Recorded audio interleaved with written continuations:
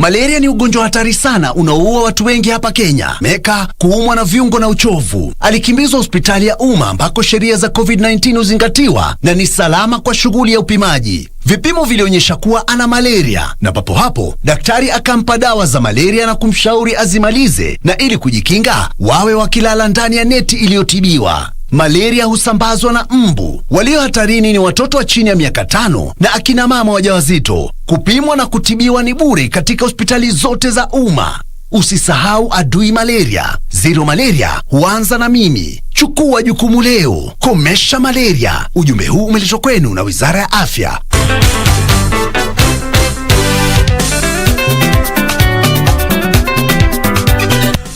Hayawi huwa mbiu ya mgambo imelia, na kwa kawaida ikilia kuna jambo. Mgambo uliopo hapa ni rumba kavacha, odemba na sukus. Tutakupromoshea midundo moto ya Afrika, iwe kutoka kaskazini, kusini, magharibi na hata mashariki. Rumba is here in your living room. Na popote ulipo. This is Bridge of a Congo.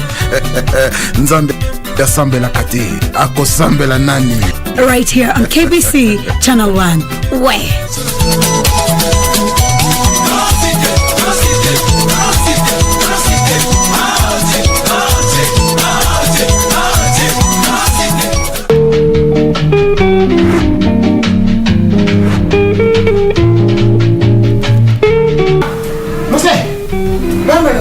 Unaita nani msee kwanza wewe? Umeona baba yako hapa? Mkitualipia watoto na mnaifi. Sisi vijana tutaoa wakina nani? Sasa ukiwa kijana mimi nitaitwa nini? Mote. Amekondiboswa. Hapana. Amefanya nini? Amemadhuna. Amemadhuna. How can I kill myself when I'm still breathing? Ulisema hivyo ili hiyo time tulikuwa na shida sana, ukasema tupange hiyo njama ili tupate ile pesa tuweze kujiendeleza katika maisha. Wait a minute.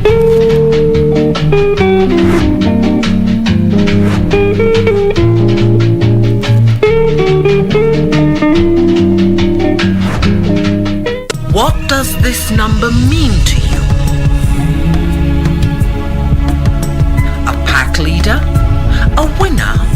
Or just a number? To us, it means freshness, boldness, vibrancy and heritage. That's why at KBC Channel 1, we make it easier for you to pop up your family entertainment to a fresh, exciting and colorful bouquet.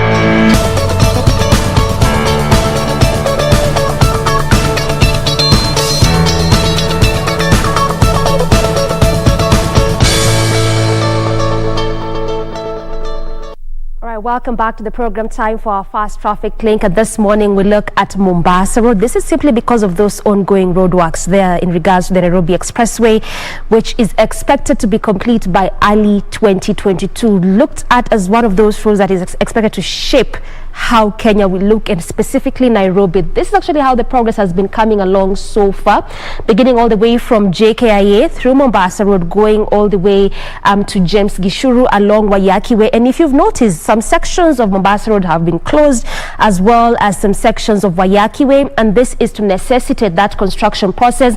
Remember that this process is going to be undertaken by what we call the PPP, the public-private partnership.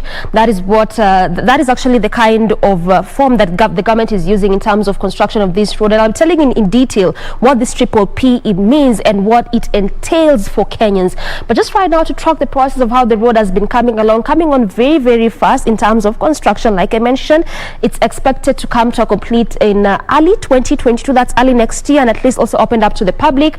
Part of what will be inclusive of in construction of these roads will also try to ensure they put up the different amenities. In time we talk about the traffic lights, traffic signals and all of that. So right now, just a quick look on how traffic is looking like on this specific road, given the fact that some sections have been closed on this route along Mombasa Road as well as Waiyaki Way. And how about we start from areas around Imara Daima as you head over to the city center. This is how it is looking like. In fact, since late last year, when this construction began, this is how Mombasa Road has been looking like for major parts of this specific route, especially as you head over to the CBD in the early morning hour and in the evening rush hour as you leave city center coming through the estates. Quite unbearable in terms of traffic, but because of that obvious reason, right now as you head over to the city center, the usual, just what you'd expect, heavy kind of gridlock there as you leave areas around Imara Daima. But that's why we are here, to try and see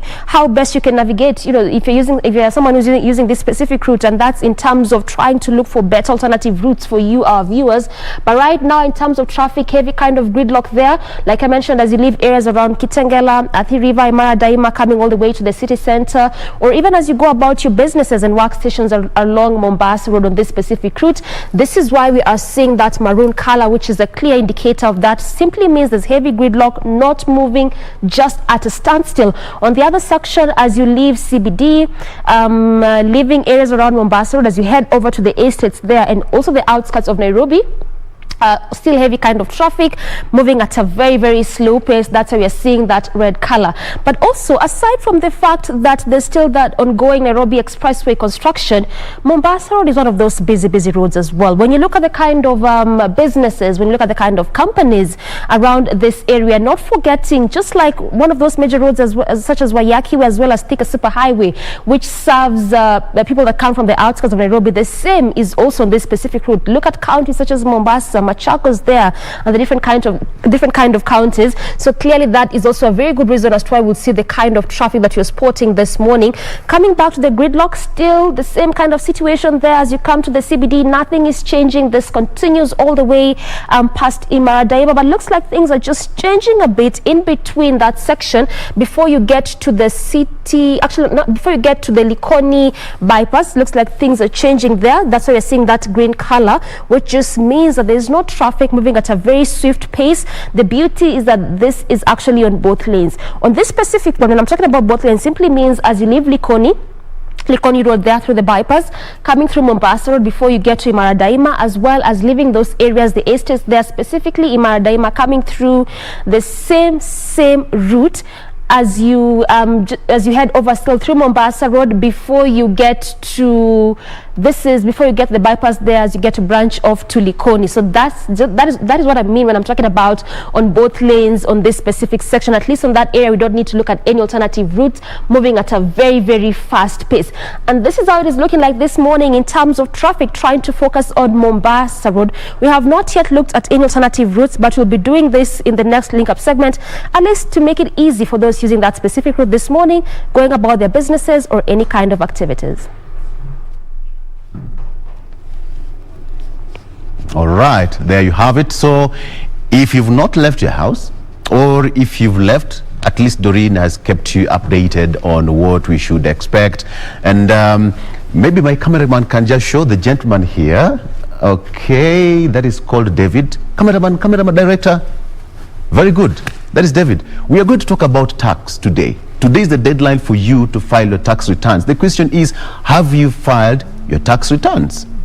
And what is the importance of you doing so? If you don't, what happens? Okay, so we are here. The gentleman called David. But before then, we can just take a very short break. And when we come back, the show continues. Stick around.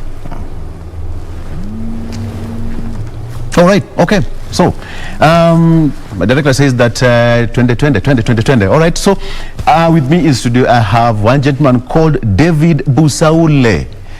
That name is a tongue twister, bro. It's a tongue twister.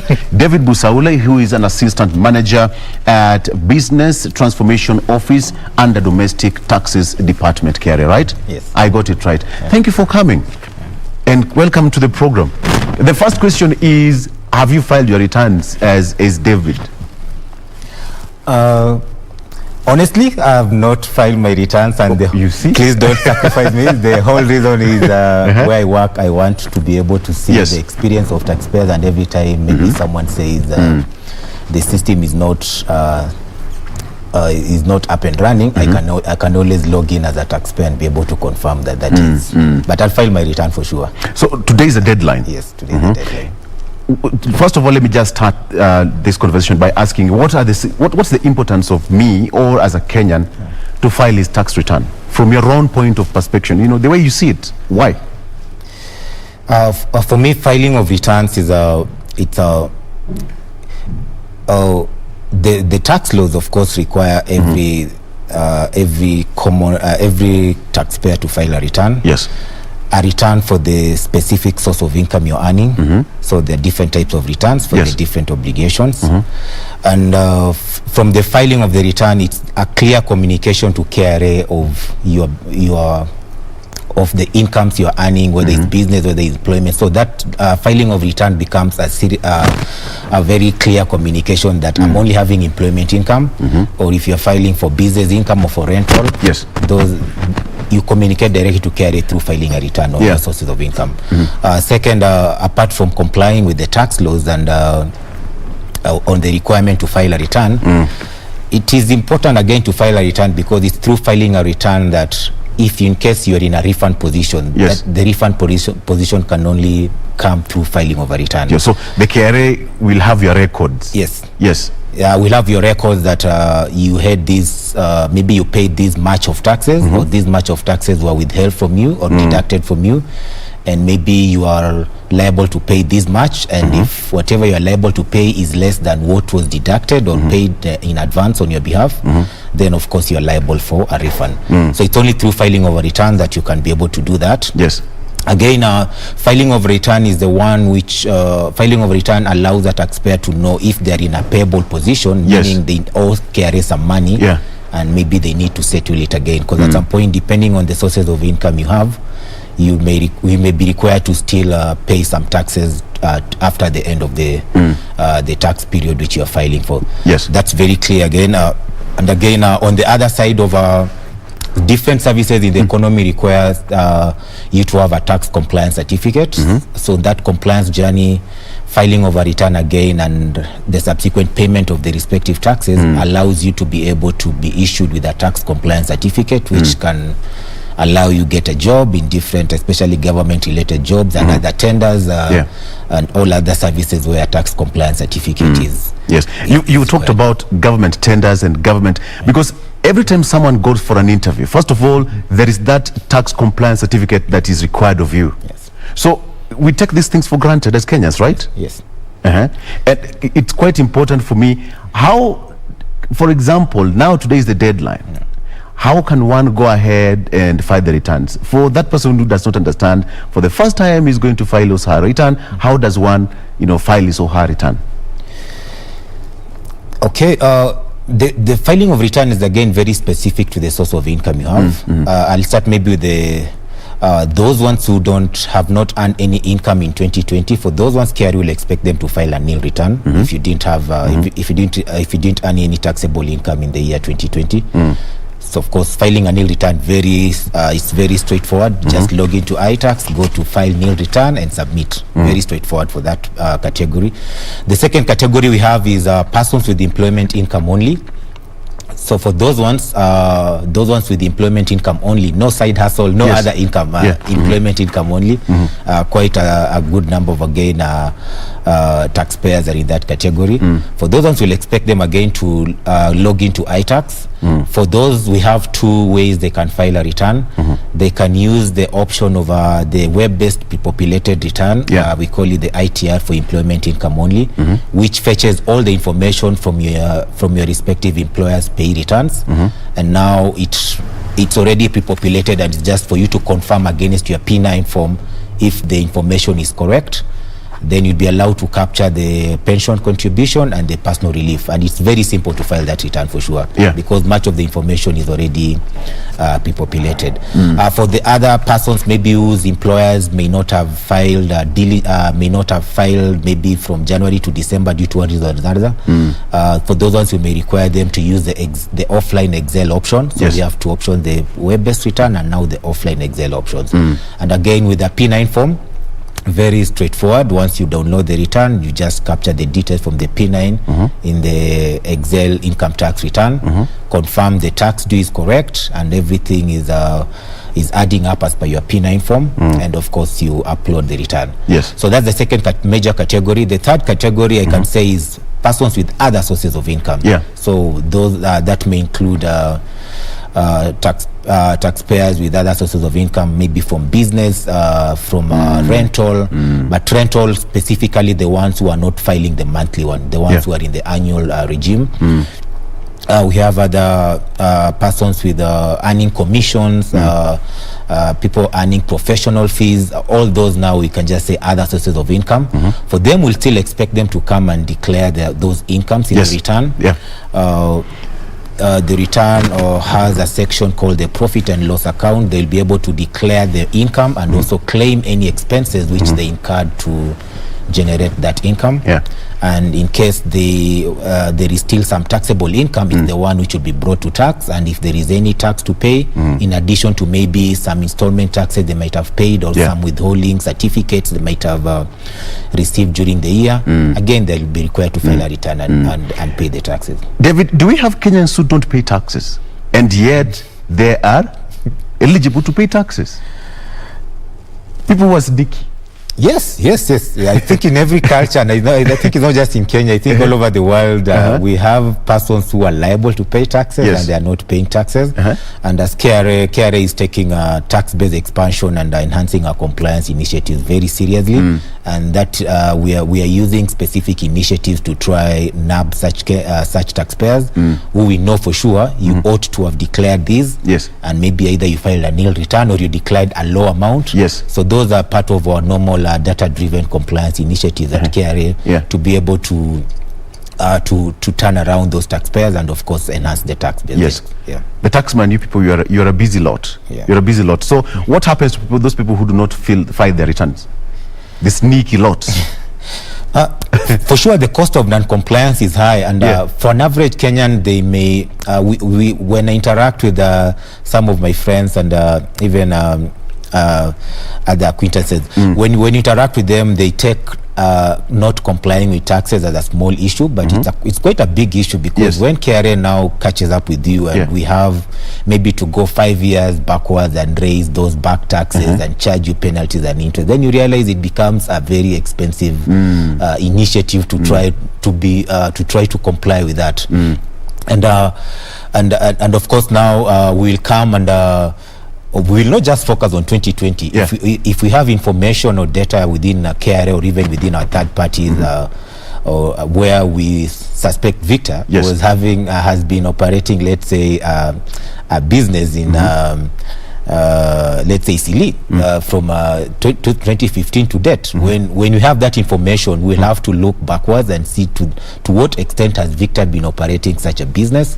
And you realize now we'll come back and using the best information available to us, raise additional assessments on you, and of course they'll come with additional penalties and interest. So when you add the issue of penalties and interest in addition to the principal tax, then you realize penalties and interest is a necessary evil any taxpayer can avoid if they choose to be compliant, because principal tax is the only tax liable to you. But again, if you are not compliant, then KRA has the avenue to impose other further penalties and interest on your non-compliance, and of course it becomes very expensive to comply at the end of the day. And that is why most people, when they hear that taxman is coming after them, they disappear. Of course, you can disappear, but I think hiding from the taxman for the rest of your life will also be very hard. It's hard, especially with advances in technology and government systems and basically government automating its systems across board. It will be very hard to run away from any one government agency, including KRA, because at some point you may run away from us, but there is some information required by Ministry of Lands which you still need to come to KRA. And I think at that point, with the advances in technology across government, it may be hard to hide from government. You'll be found from your hide. You'll be found from. There's a service you'll need, and that is the one which you will be. Actually, it will have to catch up with you at some point in life. You'll have to. The question is that you know, Kenyans, are they so much aware about the importance of filing their returns, you know, or we just wait like, you know, I didn't file my returns in 2019, 2020, we are in 2021, nothing has happened. Do we have enough information there?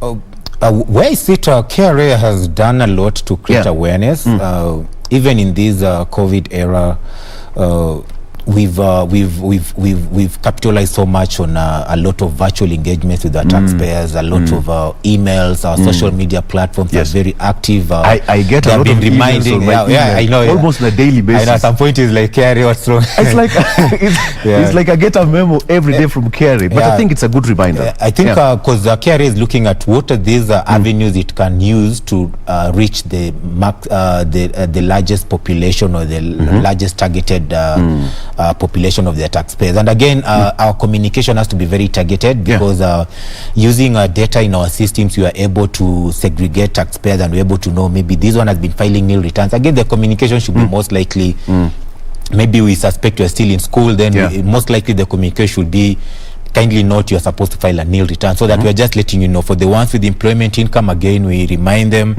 and we remind employers, please issue P9s to your employees, because the P9 form is very critical for persons with employment income to file their returns, and other persons with business income, other sources of income apart from employment. Again, the information is very targeted. You are required to pay some installment taxes during the year. You are required to do this and this.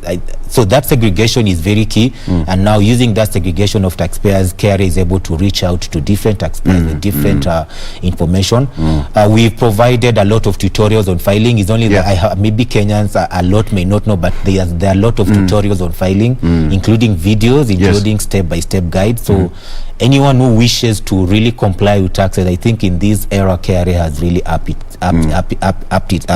has really done its best to push that knowledge to the taxpayer on what they need to do to comply with taxes.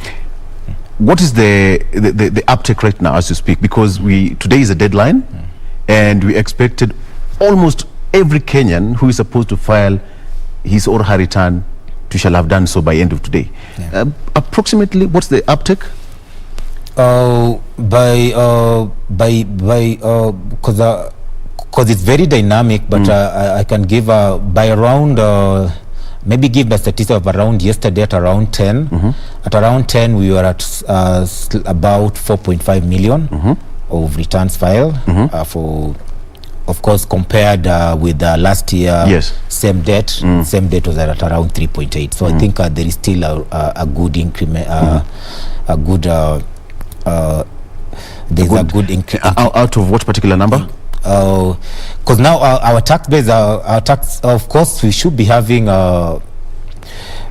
we have quite a number of pins in iTax. Maybe you can say about 9 million or something, or thereabouts, or up more than that.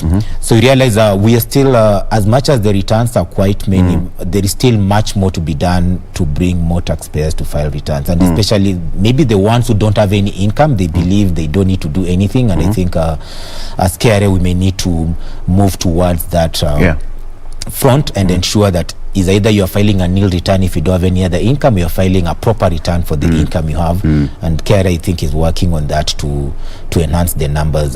So the filing on a global scale, you may realize the filing compliance may look a bit lower, but it's because a PIN is required for many other transactions in the economy, not necessarily for tax. And even, of course, some of the issues KRA is trying to look into is to try see, can we have a PIN maybe for tax purposes, and can we have just one for regulatory purpose, so that it's not taken as one PIN for everything, yet you just needed it to do a one-off transaction, or you needed to open a bank account. No tax implication per se at that point, but so those kind of affect the numbers. But so far we still made a lot of progress since iTax came on board at around mandatory filing in iTax started in 2015, and we've seen an incremental we've seen an increase in filing rate every year, thanks to a lot of efforts in creating awareness within the organization. Someone would ask that, if I have a friend of mine, for example, if I have David at the desk here, can I just ask you to help me file my returns, or go to a cyber, or just do it by myself? How is it a crime to ask someone at KRA to help me file my returns? Not a crime. As an organization, we are trying to we're trying to reduce the dependency on some functionalities like filing a return on care employees, because now it kind of releases the resources to support the specific category who may have real struggles, because we may still need a few people to be assisted here and there. Maybe they are due to their maybe IT skills, maybe due to their literacy level. We have different taxpayers, and they could be genuine ones who really need a lot of support. But those who can be able to navigate a smartphone should be able to file a return. Exactly. Because if you can do stuff on your smartphone and navigate here and there, even filing of return should be possible.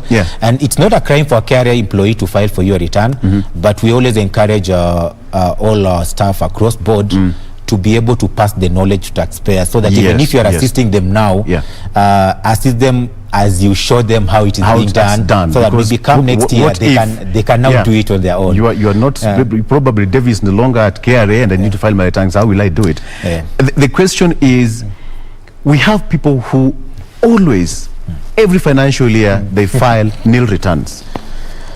And KRA said, we are going to we are going to cancel and cancel your PINs. How is that so? Is it supposed to be that way? A penalty? Okay. There are people who just file nil.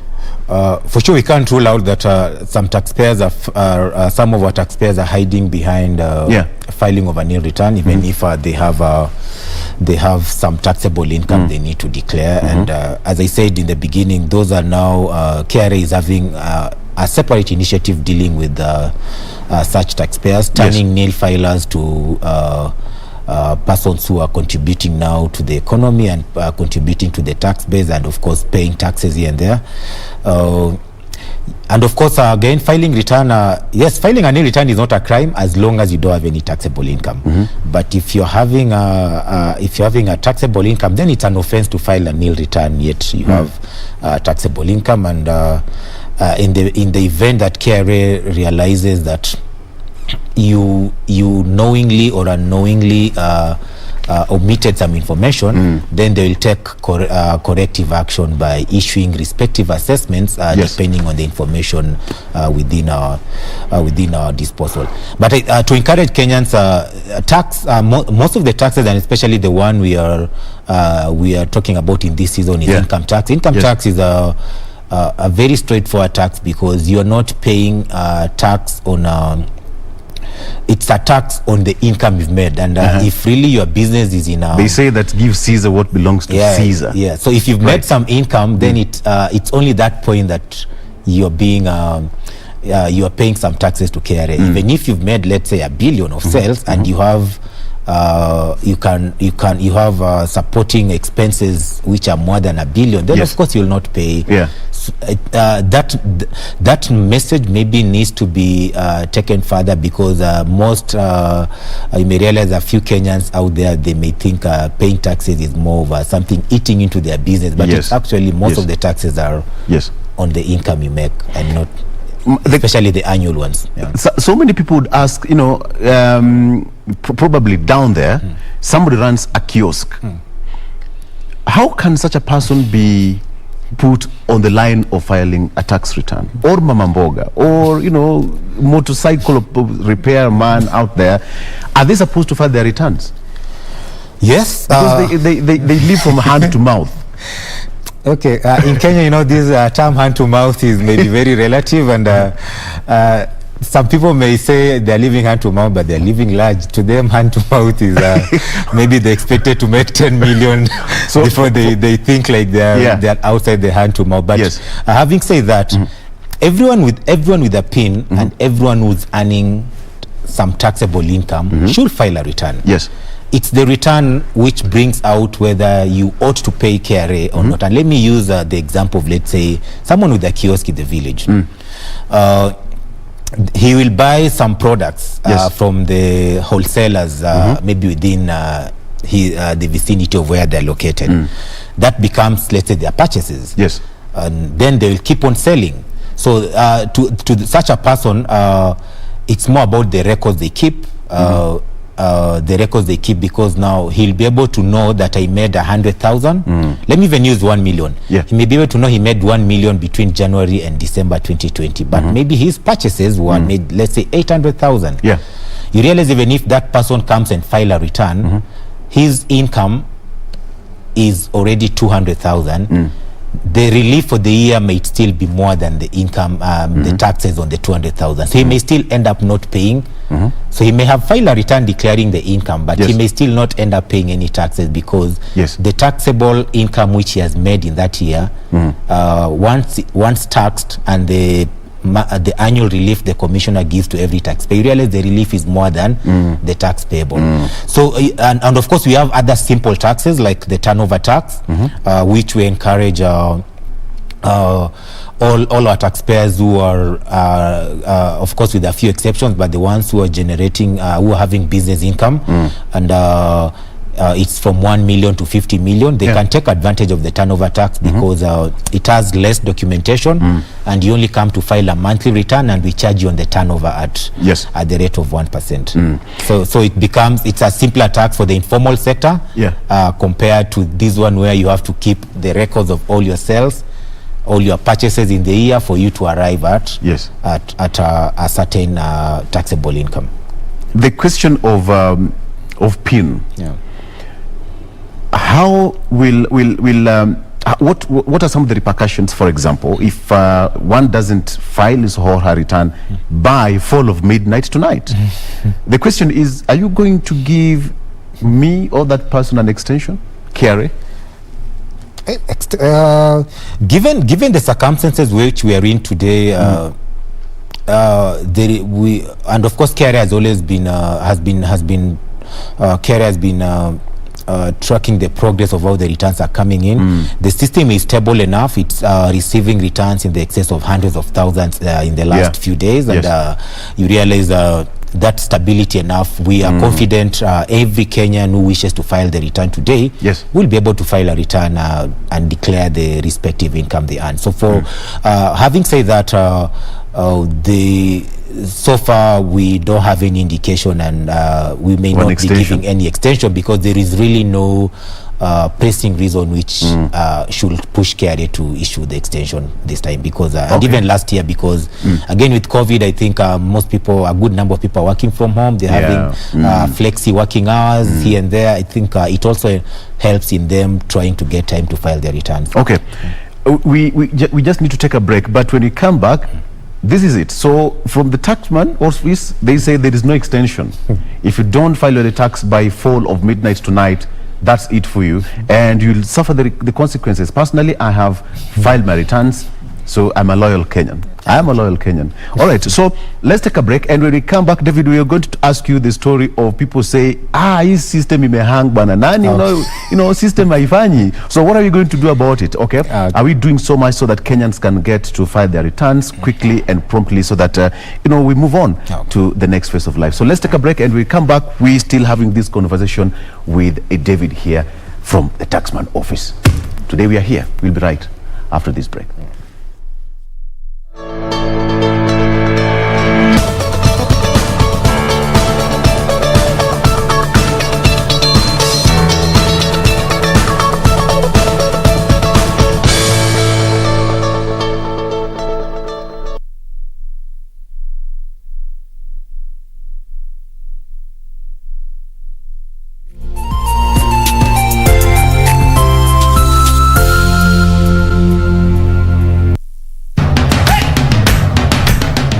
Bwana Motiso, pikipiki yako ndio hii. Ukoshoni yangu. Hii pikipiki ni, unakumbuka uniekelea the lowest unique bid yako ilikuwa ngapi? 18 shillings. Na unajua kuendesha hii gari? Kidogo. Haya, kitoko yako shika helmet, kifungu yako, chomoka na mali yako. Kujiunga na QuickBid ni rahisi. Enda kwenye M-Pesa, bonyeza paybill, kisha weka business number 4032353. Kwenye account, weka kodi ya bidhaa unayotaka na bid yako ya chini zaidi. Kwa mfano, TV 16. Kisha weka shilingi 20 tu kama idadi yako. Weka bid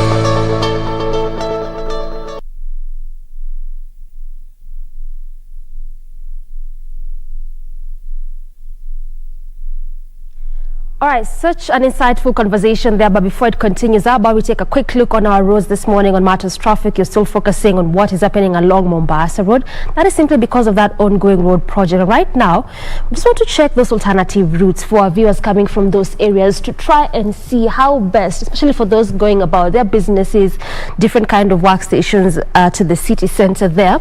Let's look at one of the alternative routes, which is Likoni Road. So on this specific one, this is again for those that are not yet past the bypass there, past Likoni Road.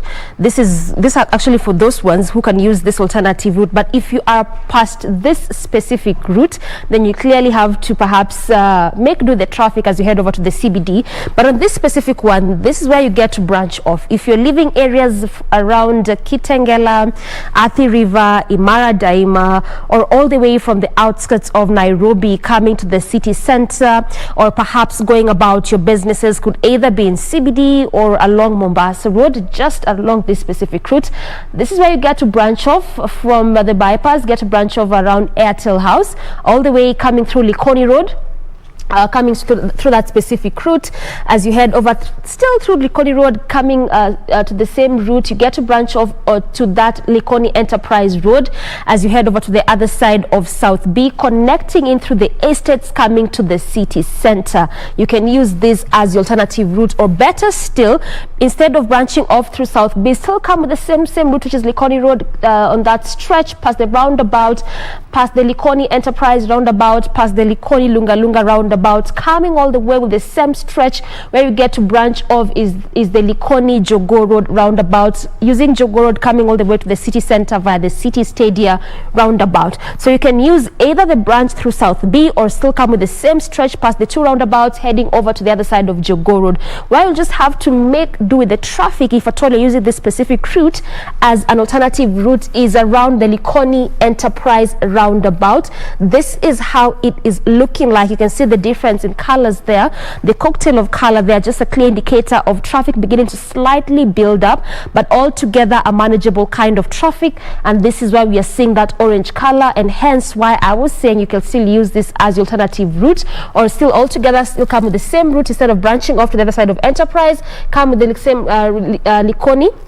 Still where you'll have to make with a bit of traffic is around the Likoni Lunga roundabout. But also around this section, there were still some ongoing roadworks in terms of expansion of this specific route, at least also to make it easy for pedestrians and those plying this specific route. Perhaps the reason that's why we are seeing the kind of gridlock there, but at least altogether manageable kind of traffic. That's why again you're seeing that orange color. So still you can use that route coming to the CBD. This is past those two roundabouts, coming all the way with the same Likoni Road as you head over to city center via Jogoo Road. Where there's just a bit of a gridlock also is as you leave Jogoo Road, coming again with Likoni Road as you head over to the other side of Lunga, going all the way to Donholm there.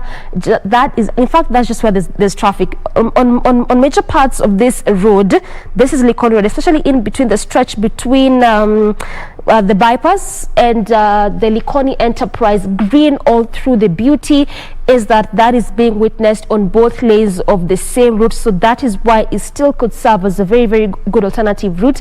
And like I mentioned, that is only specific to those that are using this route and are not yet past the bypass there. So this is how it is looking like in terms of traffic this morning. Just trying to look at one of those alternative routes there, which is the Likoni Road there as an alternative route. We'll try to look at better alternative routes even as you continue to look at more of what is happening on the roads in terms of traffic.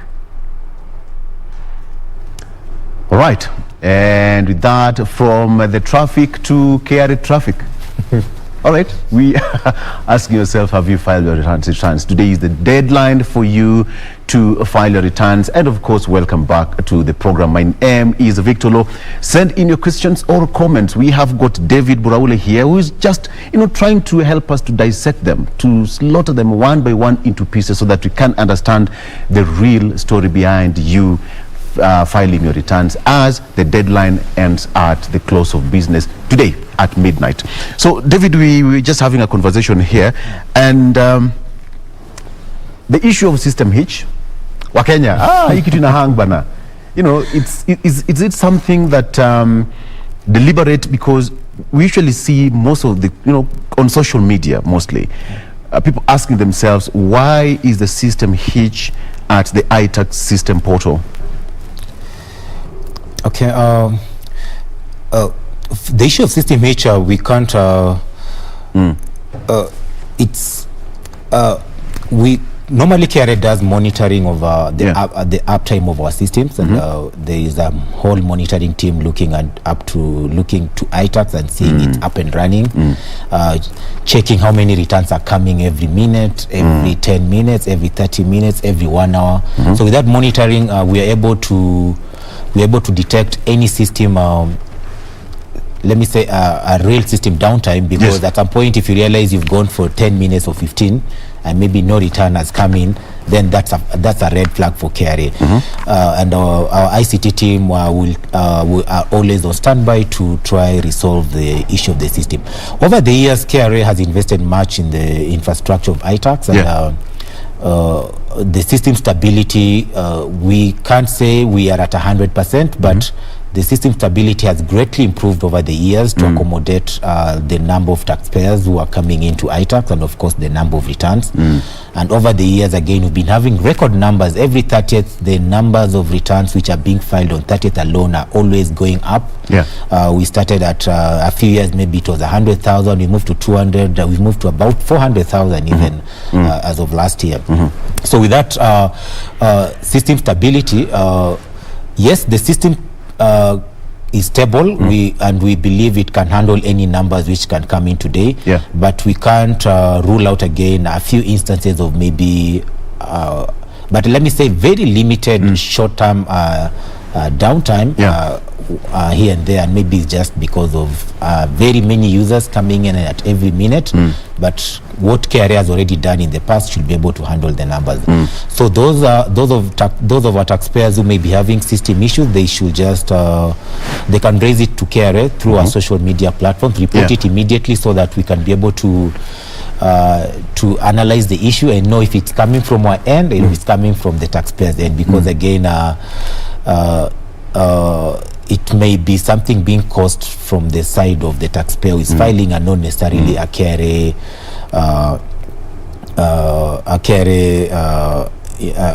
issue on the system, but maybe this the taxpayer's network, the taxpayer's computer, as in something just being caused from the other. So it's always good to report. We report so that, but again, even before you report, as I said, we already have a monitoring team always checking iTax on every minute. But again, it's always good to report, and just for us to confirm that, is it working for us internally? Is it not working for the people outside, or is it working for all of us, or is it working for specific persons? And we can always able to advise on the, because we expect today to be a crazy day. For sure. A lot. Yes. And somebody will say, mimi nitangoja mpaka midnight. Unaona saa zile watu KRA wamelala, everybody's asleep. That is when somebody goes to the iTax portal and then they file the returns. So what if the system is not up and running, and of course, you know, you can do it tomorrow? Can I do maybe 2-3 days later? For the person who is doing it for the first time. Yes. Filing of returns, there is, as much as we have a due date or a deadline, there is no cutoff. It's not that we are locking the system. It's not like the way you apply for a job or a tender and the deadline is today and now after that day, if you not put in your bid. For us, filing returns is continuous. It's only that there are consequences for filing a return, an income tax return for the year 2020. Past 30th June, past midnight. So whatever needs to be done, we encourage anyone who has to file a return and maybe is listening to us, please find time and file your return depending on your income, and to avoid filing the return past the due date. But you can still file tomorrow. You can still file even a week from, but of course, from 12:01. From 12:01 AM today, past midnight, just 1 second past midnight, the system will start imposing penalties, and it's automatic. Good. The moment you just come and log in, the penalty is imposed automatically. And I think that is quite important to note, because it's quite important to know that if you've not filed your returns by midnight tonight, by the time you clock, 1 AM, 2 AM, the penalties will always start to accrue. And what's the level and the level of increment of each and every penalty? A day, what's the penalty? A month, what's the penalty? Because some people just go and say, you know what, okay, I'll file mine because it's in a time.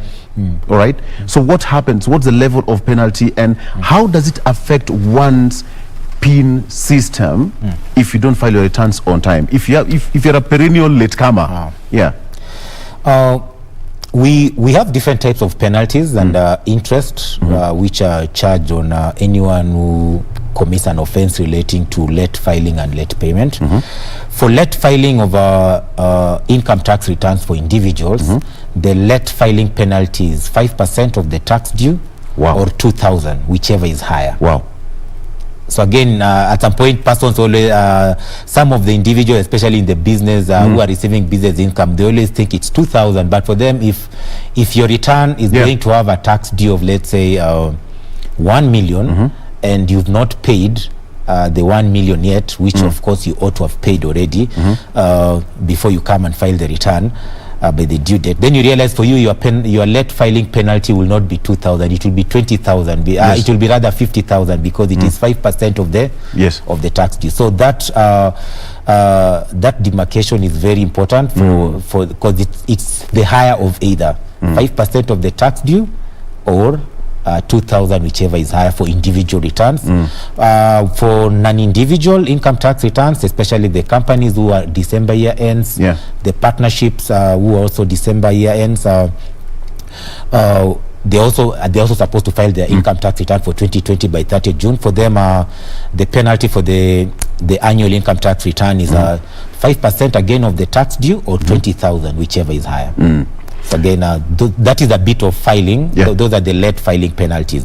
But again, we have late payment penalties. So we have again a separate form of penalty called late payment penalty, meaning if you're filing a return which has a tax payable and you've not paid the taxes by the due date, because again the due date for paying of taxes is different from filing of returns. And, it is something most Kenyans tend to confuse again, because the deadline for payment of any tax outstanding in your return is the end of the 4th month. So you realize all these persons who are filing the return by 30th June, if you had any outstanding tax, you ought to have paid by end of April. Again, it's something which, because at some point some of our taxpayers think they are one and the same thing. So they are filing today and also they are generating a payment. That payment is already late. Good enough. It's coming in to help the government by 30th June. But you ought to know that you can avoid that late payment penalty by paying by end of the 4th month. So of course the late payment penalty for taxes, again, for now any tax obligation as per the Tax Procedures Act, it's 5%. So now coming to your question now, whether you file on 1st or on 7th or in August, the penalty will still be 5% of the tax due or 2,000, whichever is higher for individual taxpayers, and for non-individual taxpayers 5% of the tax due or 20,000, whichever is higher. The only issue now which comes when you take more time to comply is when you have you owe KRA some tax, you have some outstanding tax to pay from the return. Now every month there will be now an interest. So every month there will be an interest of 1%. So that is the one which can now cost a slightly difference whether maybe you pay taxes in July or you pay in December. If there was some tax due to pay, then the interest will now be your outstanding tax will be increasing by 1% every month, because it's a simple interest of 1% per month. So if you take 50, 60 months, 100 months, then of course you'll be paying double the. So in short, every action has a consequence. For sure. So the best thing to do is just rush there, get to the iTax. The portal is there for everyone. Every taxpayer must have an iTax, system. Go there and file your tax returns today. However slow the system might be, because we expect people today to clog the system, and that is why unasikia mtu anasema, the system is slow and all that and what have you, but it's not on the side of the KRA. All right, David, you said that KRA has enough system, the servers, it's well equipped to accommodate every person, right? For sure. KRA has invested a lot in automation in the last few years, and we are among even government agencies. KRA is way we've done a lot in automating our systems, and not just systems, but the infrastructure needed to ensure the systems are available as and when they are needed. And we aspire to always improve on that. With every filing season, we learn that we have lessons learned, and we're always working harder to make it better for the next and to improve them better.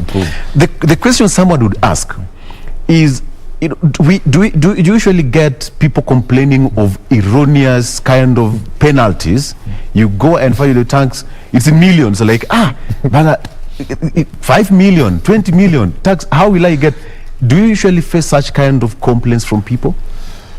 Yes, we get complaints from taxpayers relating to erroneous debits in their ledger, erroneous penalties and interest. Now the issue of and of course KRA will always analyze a case. Every case will be analyzed on its own merit, so that we realize, was it that the taxpayer didn't understand the penalty was supposed to be this much, and maybe they have realized maybe they expected 2,000, but the penalty is 50,000 because they had a tax out, the tax due as per the return was 1 million. So we try work with them and explain the nature of the penalty first, and even at our back end, the KRA officer, whether at any of our touch points or our tax service offices, will always want to know what was the type of return the taxpayer filed, when did they file, because again we have late filing penalties, we have late payment penalties. So we need to know at what point, is it a late filing penalty or is it a late payment penalty? Because from my experience, I've realized some taxpayers they don't understand much the late payment penalty, because they think if they file the return on time and maybe they pay and even if they pay late, they'll always expect the filing penalty but not the payment penalty. So that knowledge, working with the hand in hand with the taxpayer, we explain to them. But of course we might have erroneous penalties, and KRA already has a mechanism. Once a penalty or an interest or any decision of the taxpayer, but let me focus on penalties and interest. Once a penalty or interest is confirmed to be erroneous, KRA already has an administrative framework on which taxpayers can pursue through their tax service offices, separate from the waiver process, where they can be able to put forth sufficient evidence and explain why this penalty or interest is erroneous, and that through that process the penalties will be reversed and the interest. So there is always not taxpayers, as much as they are aggrieved, they should not sit back. If they feel something is erroneous in their ledger, they can always reach out to KRA and we'll be able to guide them accordingly. If it's a genuine penalty or interest, the taxpayer will be advised to apply for a waiver, because there are waiver of those penalties and interest as is provided again in the tax laws, and depending on the mitigating factors, they'll be given a certain type of waiver. Of course, the other misconception we've seen is that taxpayers presume they should be given 100% waiver. But of course, waiver depends on the mitigating factors. Exactly. Someone who maybe was sick and maybe had been flown out of the country, the case will be different from someone who was trying, was just sitting tight in the office and I'm waiting for 11:55, and then that's the time you realize you've forgotten your password. You are now tensed up, and by the time you upload that return is 12. It's 1 p.m. 1 a.m. rather. Now the question here, David, we have got feedback from people who are watching. We have got a gentleman called this is a lady called Grace Kairetu Wamwangi, watching from Kayole, and we have a gentleman called Mwalimu Simani Francis Gimogi asking, how can one request for a waiver in case he or she failed to find the returns in a previous year? That is question one. And question two from the same person says that what does it take and how long does it take? So question number one from Mwalimu Simani, how can one get one request for a waiver in case he or she failed to file the returns in a previous year? The question is, if the return which was filed late was filed in iTax, iTax has a functionality for applying of a waiver. When you log into the taxpayer profile, you'll go to a menu called Debt and Enforcement. Then you'll proceed to request for waiver of penalties and interest. Of course, it will request for you to upload a document showing your mitigating factors, so that it will just help in the processing of the waiver. So that is if the return was filed in iTax, the waiver should also be applied in iTax, and the processing will also be done in iTax, because the front end has been linked to the back end. So once you lodge your application for waiver, the respective debt officer at your tax service office is able to receive that application, is able to view the documents, and of course he can be able to process the waiver. If the return was filed before iTax, you will be required to put in a manual waiver. So those are just, because he just said a prior period, so I didn't I didn't know exactly which year. But so if the return was before iTax, the application for waiver is manual from the previous year. So let's assume that before iTax, the application for waiver is manual, meaning you put a manual letter and you submit it at your respective tax service office. But if the return was filed in iTax, then the waiver application is also online. Mwalimu Simani, I hope your question had been answered, but the second question is asking, what does it take and how long does it take? Okay, what does it take is, what it takes for you is, because the only document we are requiring from you, let me explain the iTax bit. Yes. If you file your return late in iTax, the system automatically imposes the penalty, which is in your ledger. So when you go to apply for a waiver, the system will pre-populate all those penalties under that respective obligation. It will allow you to upload the reason, the waiver letter, which shows the reasons explaining to the commissioner why you filed late. It will help in determining the amount of waiver you actually qualify. And that is basically, to me, it's only the letter you require, because that is the only upload you're requiring to upload in the system. Because the other, of course, you require your PIN and password to log into iTax, but the other documentation you need is just the waiver letter to upload. Okay. And how long again may depend on different factors, because it may depend on different factors, but your waiver should be within 3 months to 6 months. You should be getting a response on I'm not saying it should take 3 months, but at least within that period, you should have found at least you need to know if you need to know if you are liable or not, because you may not be getting 100% waiver, even maybe for some scenarios, maybe you may get a 50% waiver. So you ought to be told you've processed your 50%, but the other 50% is payable by you, and of course you make plans to very well. That is Mwalimu watching all the way from Vihiga. I hope your question has been answered. We have another gentleman called George Sooli. George Sooli says that I'm unable to file mine. How do you amend your personal details? Okay. And we have another person here, is called Major Kevin Rasta. Says that, what if you find out that KRA owes you while filing the return? Do they refund you? Okay, let's go. Let's put the refund one towards the end. Towards the end. Okay, let's start with George Sooli. The amending of how to your personal details. I'm unable to file mine. How do you amend your personal details? This is from George Sooli. I may presume he wants to amend the email so that he can get the password. But iTax allows you to amend your PIN details. Yes. Most of the PIN details can be amended, and some even are auto-approved by the system. As long as you have your PIN and password, you can always log in, amend your email address, you can amend your phone number, you can amend where you stay, maybe the city and the county you've been staying, maybe you've moved to Mombasa. All those details can be amended. You can amend the employer details. These are for individuals. You can amend even business income details. So that is completely online. Few amendments might require an approval from KRA, but most of them are auto-approved by the system. And for him, I may presume it's maybe something to do with an email for him to get a password. But in case you can't log into iTax due to one reason or another, let me give this example. You don't remember your iTax password. Yes. You don't have access to the email which is linked to iTax, because even if you use the forgot password option, the password will still be sent to the erroneous email which you don't have access.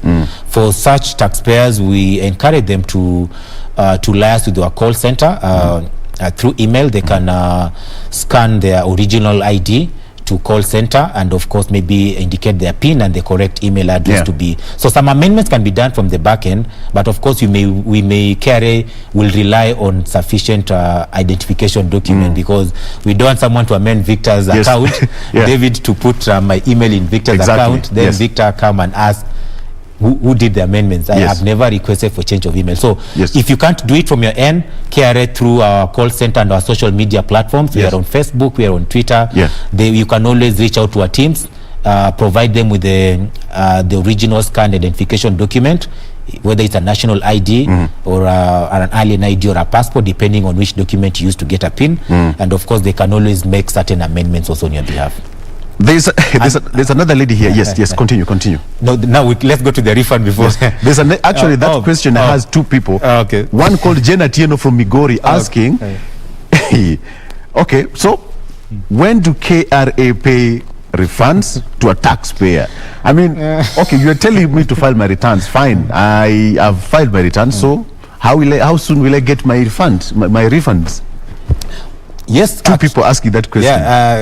Every time in this season, refund is an emotive, tends to be an emotive subject because there is this the public believes maybe refunds are not being paid at they presume maybe refunds are not being paid at a faster rate as they wish. The refund process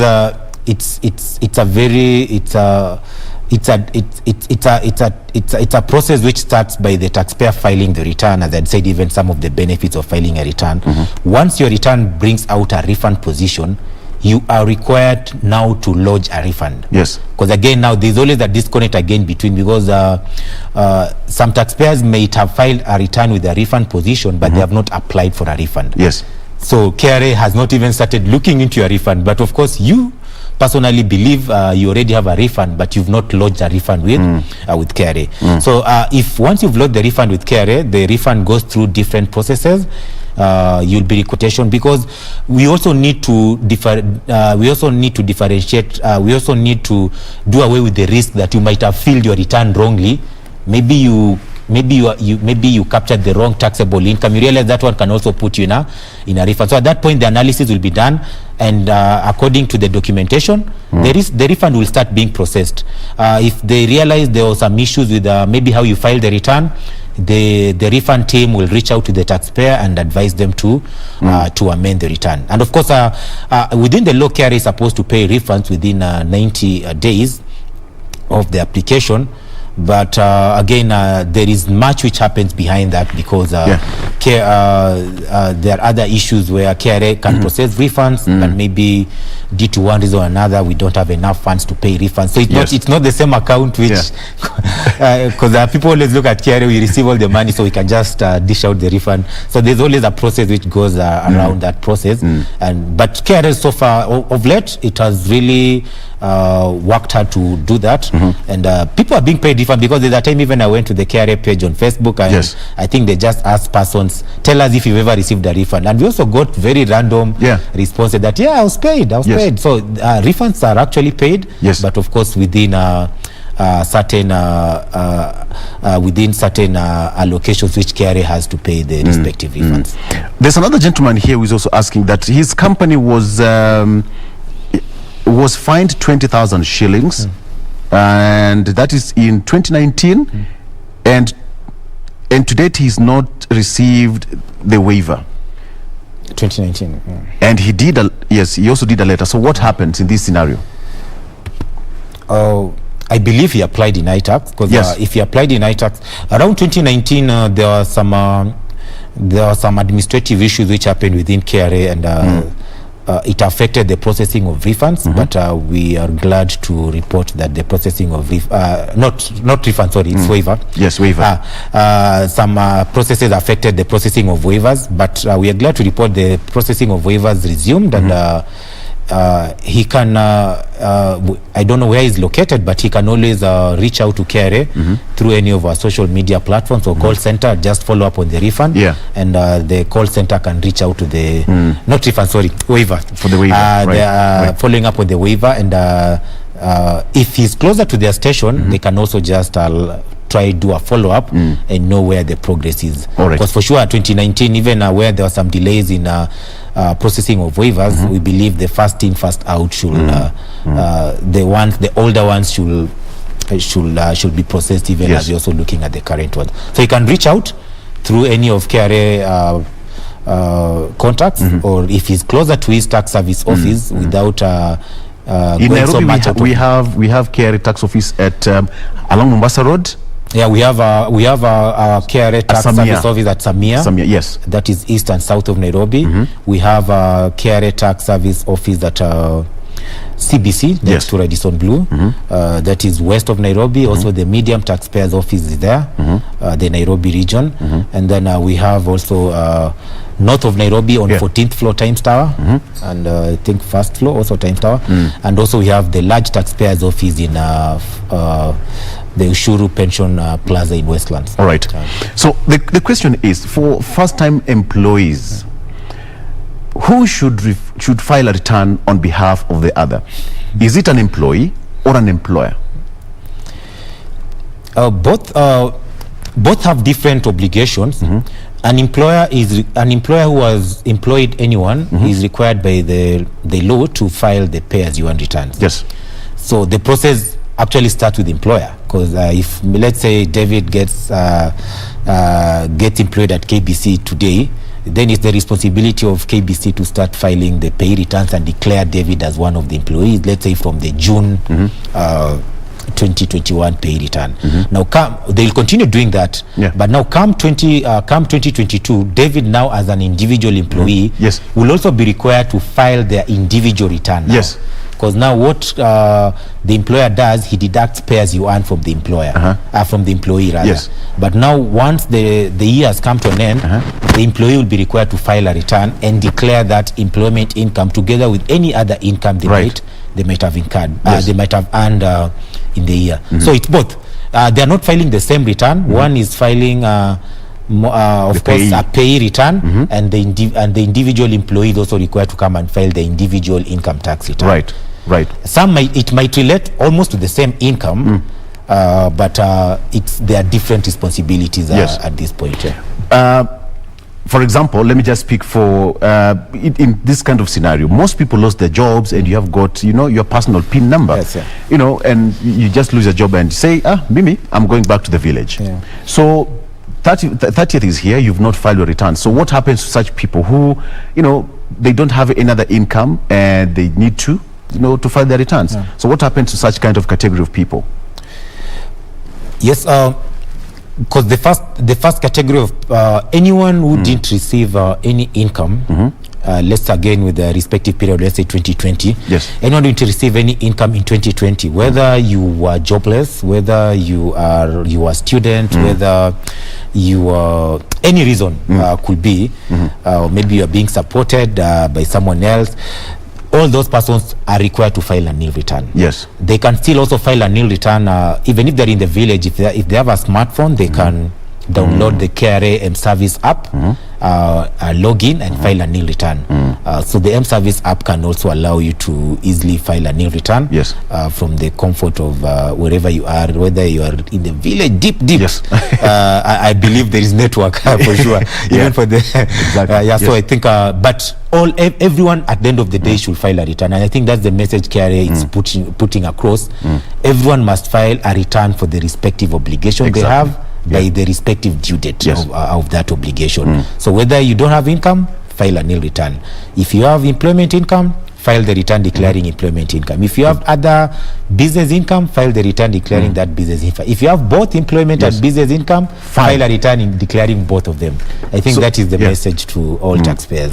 David, at this particular point, let me declare that we need to take a break. Okay, it has been let's take a break. Let's just take just relax a bit. Even you as a viewer, as you ponder how you are going to file your return, so that when you come back, we are going to towards the tail end of this, and then David is going to answer some of your questions that you're asking on social media, even as we bring this discussion to a close. Let's take a break. We'll be right back.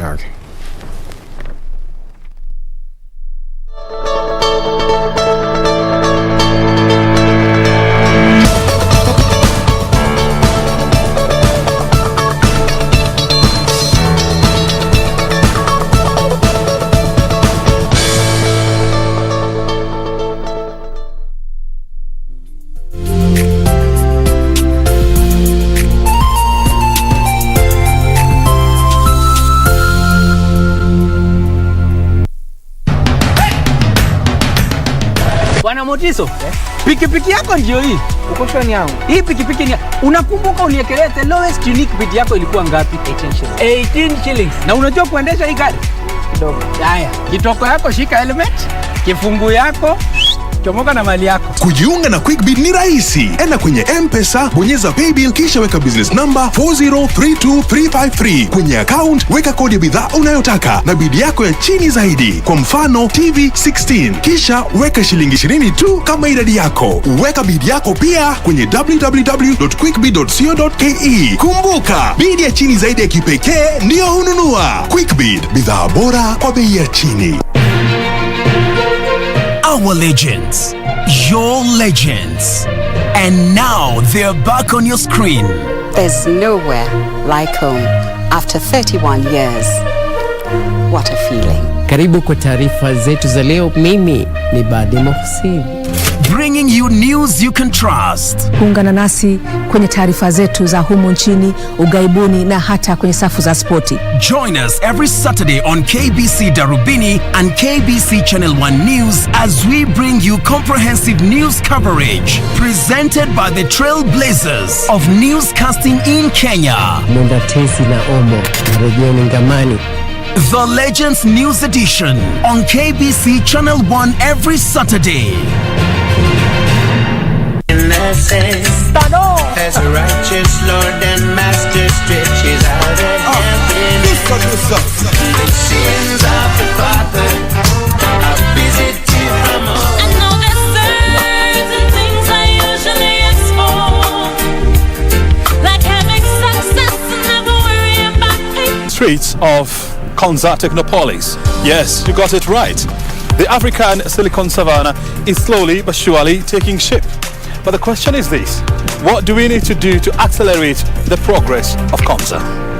The project is taking shape. As you can see, the Konza complex is up and the roads are ongoing construction and the project is becoming a reality. This week on Inside Government, we talked to Kotida Chief Executive Officer, Engineer John Tanui, on the progress of Konza and the future of the African Silicon Savannah, right here on KBC Channel 1.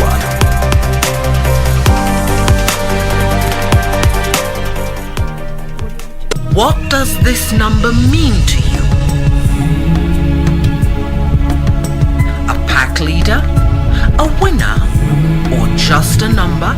To us, it means freshness, boldness, vibrancy and heritage. That's why at KBC Channel 1, we make it easier for you to pop up your family entertainment to a fresh, exciting and colorful bouquet.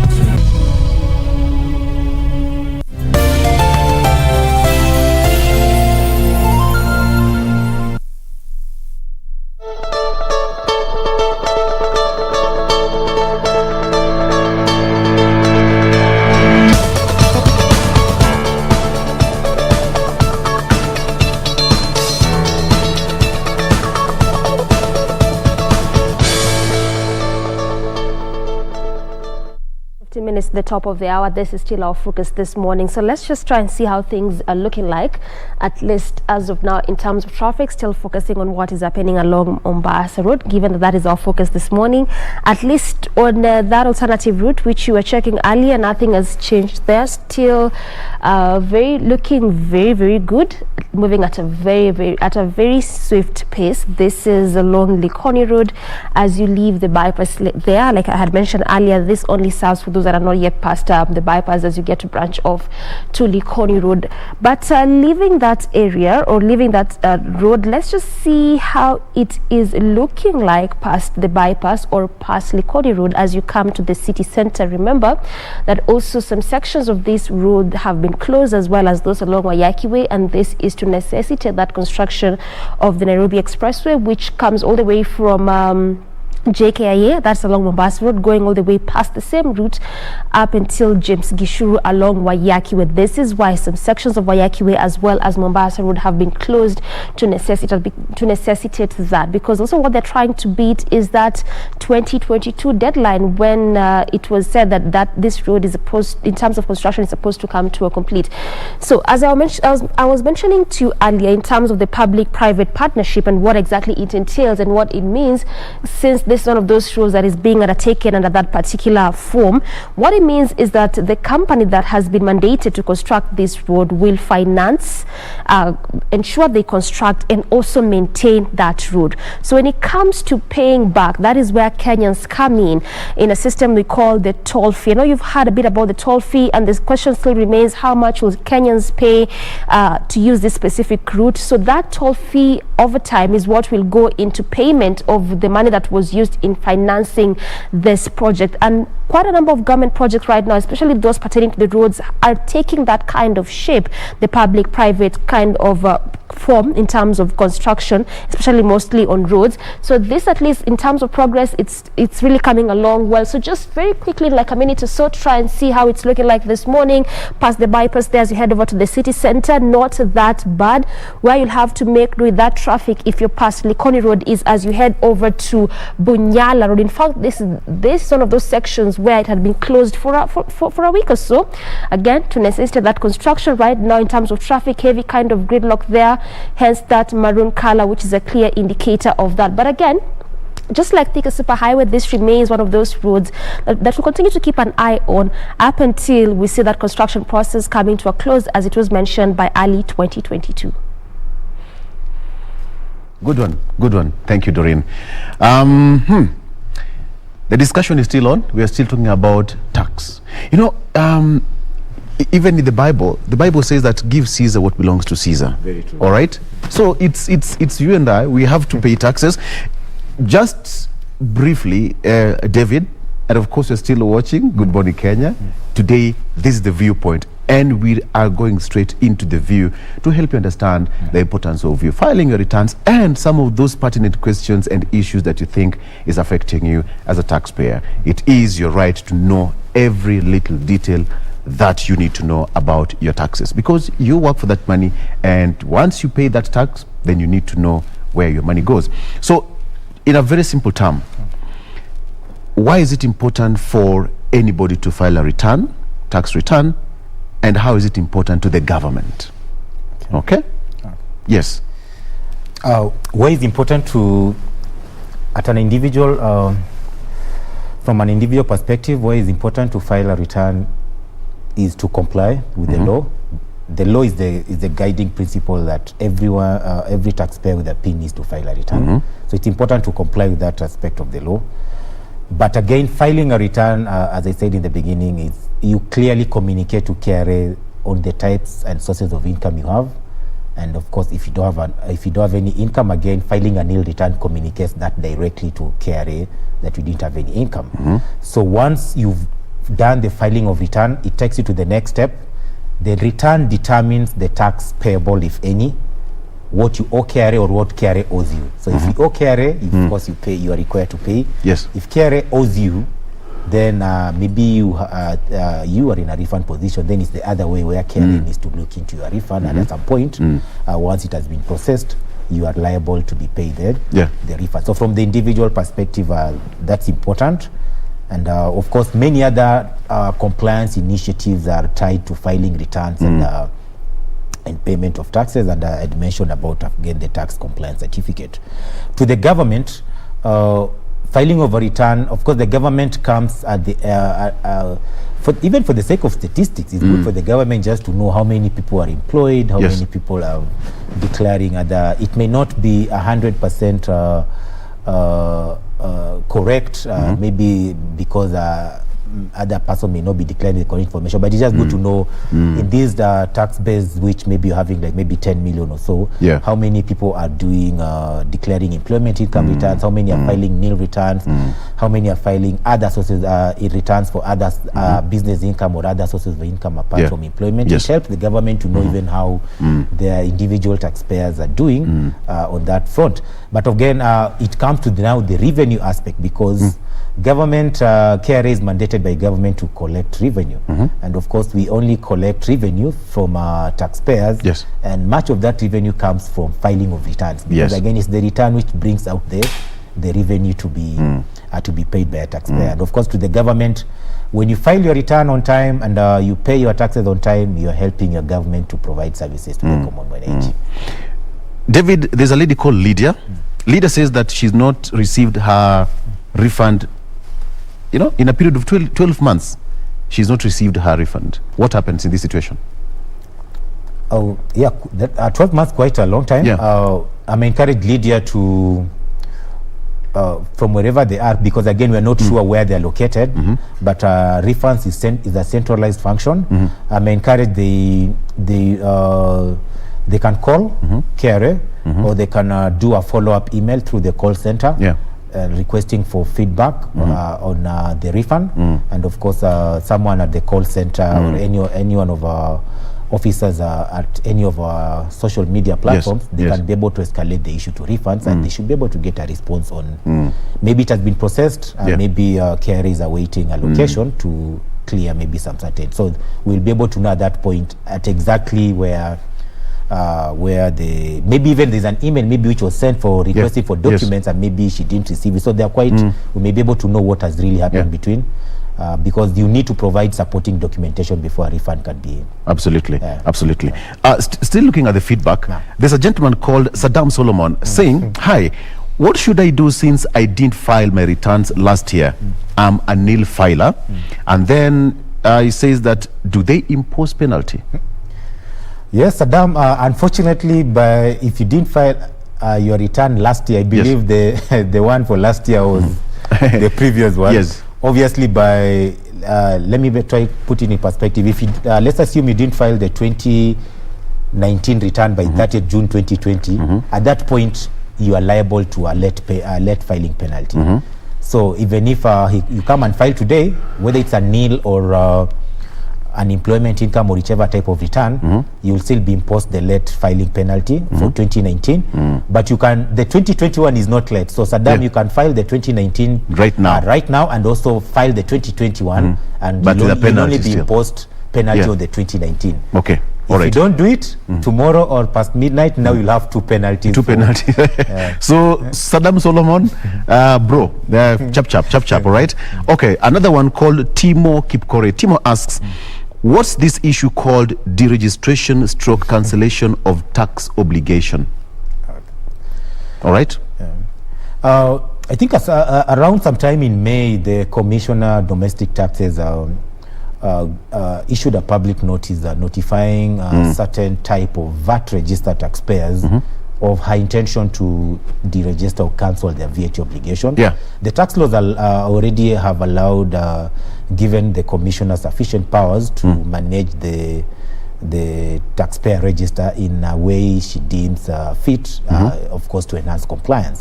And yes, so there was a 1 month notice, and there was a 1 month notice.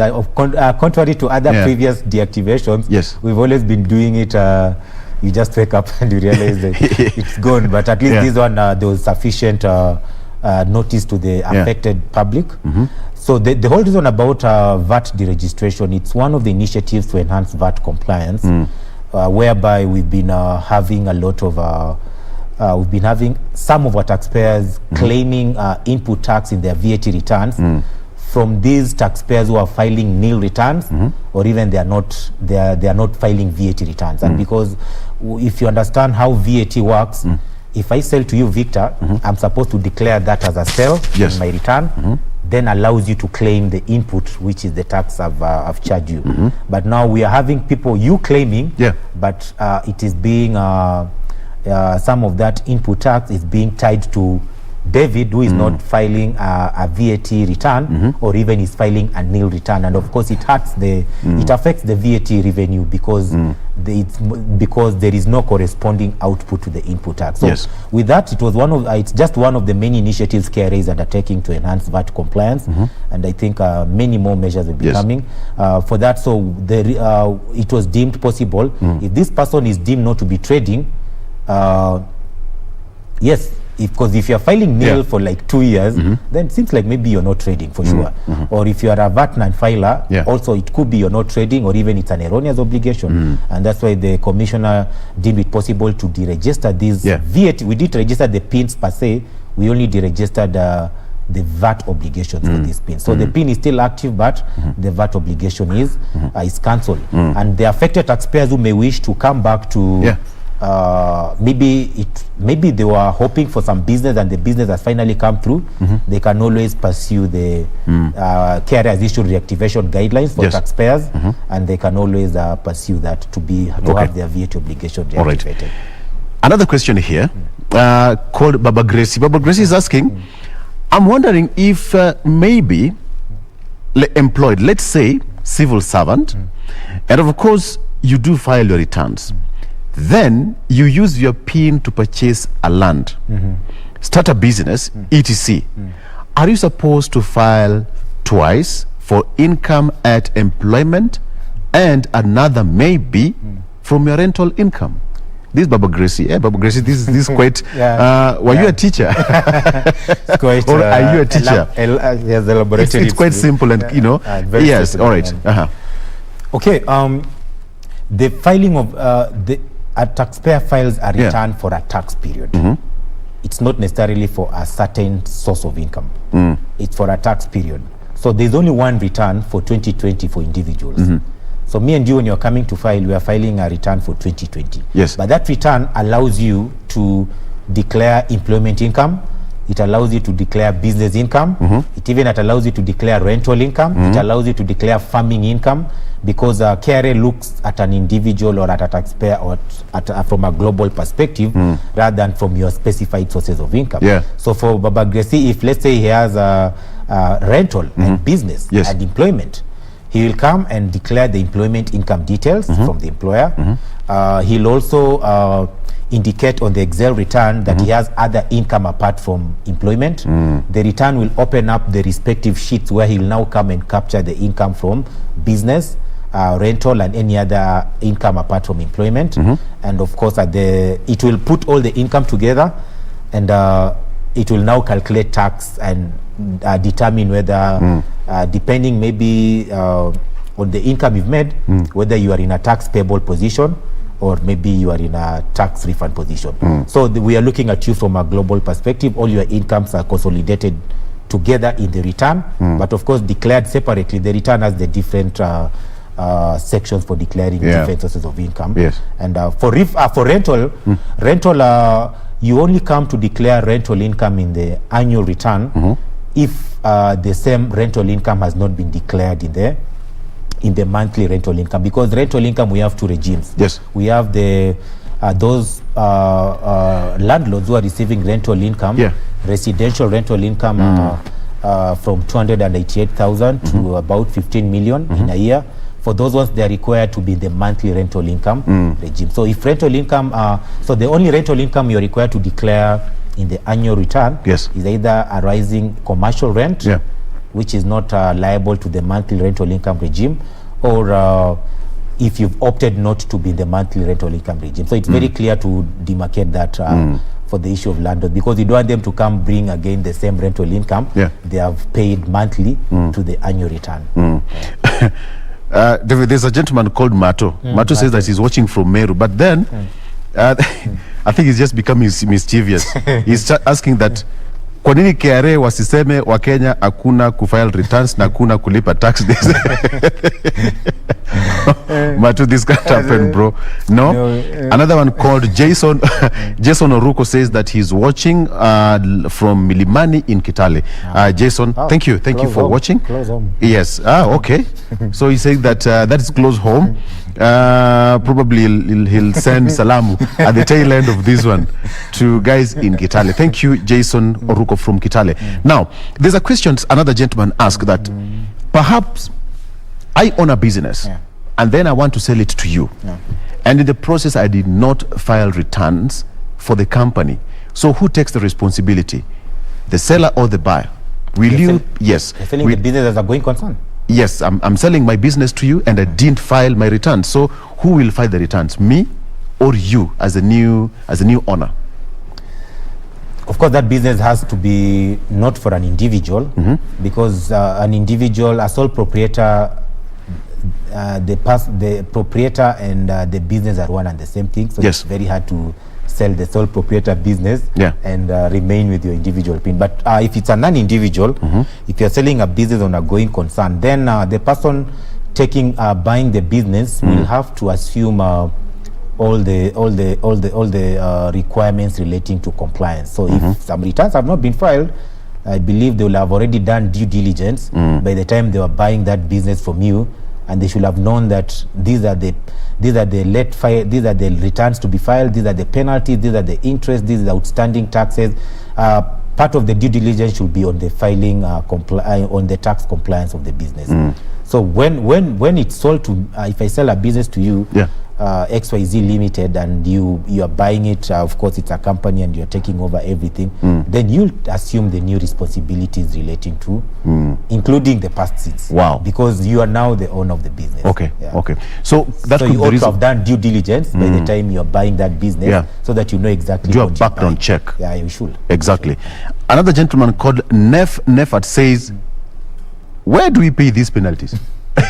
Where? Yes, I was like, where do we pay these penalties? We are happy. At least there is someone who wants to pay. Who's ready to pay them? Rather than wave. I think maybe he has realized that. Nefat. Nefat. This is your question. Nefat, paying penalties is easy.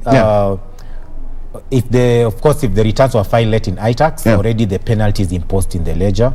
You just need to log into iTax and you go to the payments menu, select the obligation, and of course select the period and the payment type as a self-assessment, and you'll be able to see your penalty, and you can easily generate a payment slip, and you can choose to pay through mobile money, or you can choose to pay through the bank, or you can even choose to pay through credit card carriers. All those options available to you, but at least you must first generate the payment slip. So it is very straightforward. Just log into iTax, go to payments, and select the obligation and generate the payments for the penalty. Okay, Nefat, there you have it. There's another Edwin Suarez Kemboi says that already filed. Good one, Edwin. Good. Edwin, thank you. Now you are a loyal Kenyan.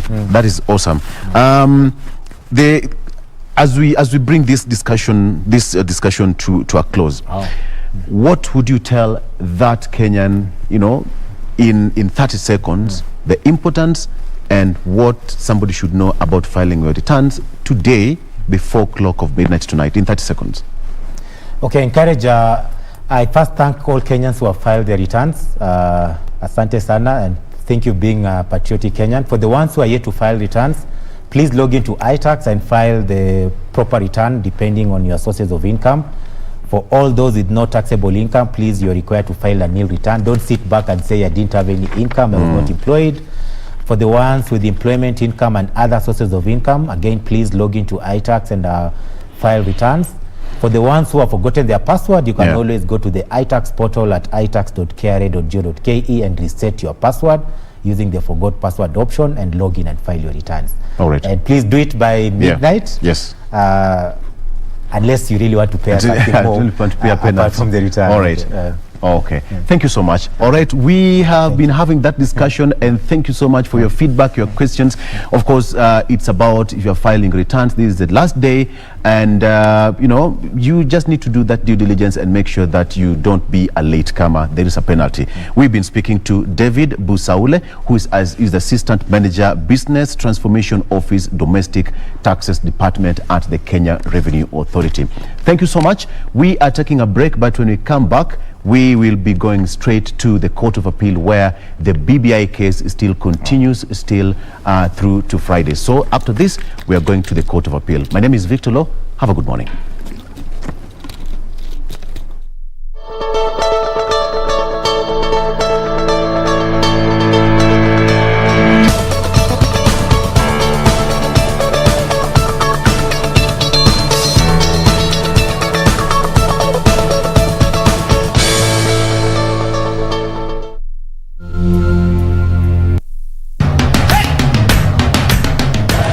Motiso.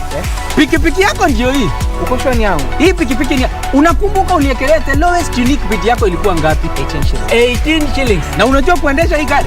Kidogo. Haya, kitoko yako shika helmet, kifungu yako chomoka na mali yako. Kujiunga na QuickBid ni rahisi. Enda kwenye M-Pesa, bonyeza paybill kisha weka business number 4032353. Kwenye account weka kodi ya bidhaa unayotaka na bid yako ya chini zaidi. Kwa mfano TV 16. Kisha weka shilingi 20 tu kama idadi yako. Weka bid yako pia kwenye www.quickbid.co.ke. Kumbuka, bid ya chini zaidi ya kipekee ndio hununua. QuickBid, bidhaa bora kwa bei ya chini.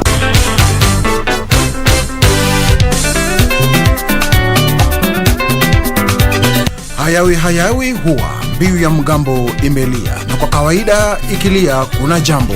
Mgambo uliopo hapa ni rumba kavacha, odemba na sukus. Tutakupromoshea midundo motomoto ya Afrika, iwe kutoka kaskazini, kusini, magharibi na hata mashariki. Rumba is here in your living room. Na popote ulipo. This is Bridge of Congo. Nzambe ya sambe la kati, ako sambe la nani? Right here on KBC Channel 1.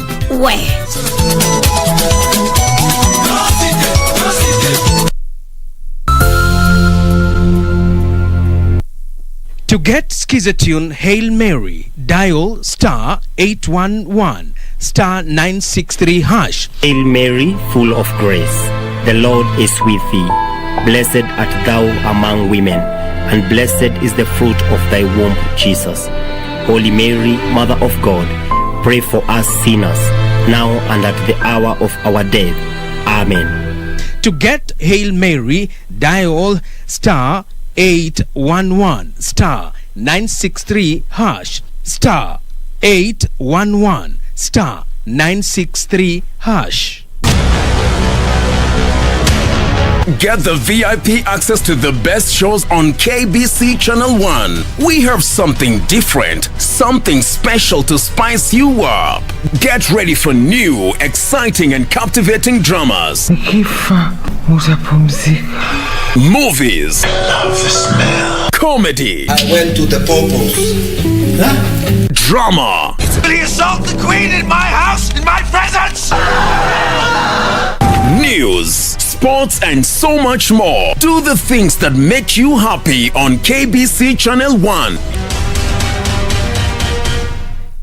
Katika juhudi za kuhimiza mabadiliko ya tabia, Baraza la Kitaifa la Kudhibiti Ugonjwa wa Ukimwi likishirikiana na shirika la utangazaji la Kenya KBC litafanya vikao mubashara na wataalamu mbalimbali kutoka kaunti za Bomet, Ameru siku ya Jumanne na Makueni siku ya Jumatano, kuangazia masuala muhimu kwenye vita dhidi ya janga la ukimwi katika jamii.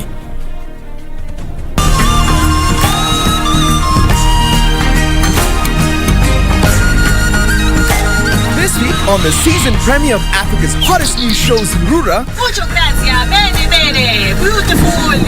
we take you on a safari in Kenya's capital, Nairobi. Get your adrenaline pumping and revving to go, and if that's not enough, we take you on a tour of what could possibly be the most photographed home in Africa. It's simply inspiring. That's all coming right up on Surura. Find your adventure, only on KBC.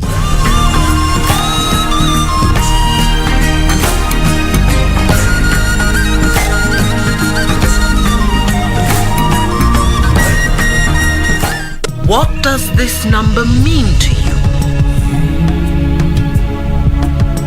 A pack leader?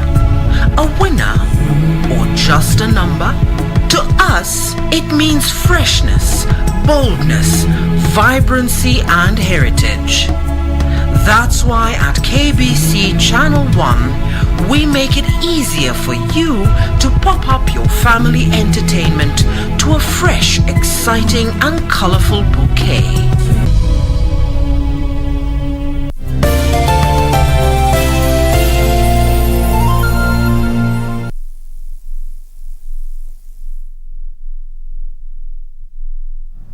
Yesterday, learned counsel James Orengo explained, which is true, that the structure of our constitution starts with what Kenyans believe to be fundamental.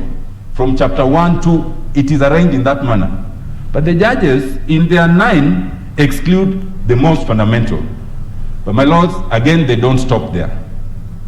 The court then proceeds to the third angle, and that is in volume 1, page 345, especially the finding number 4.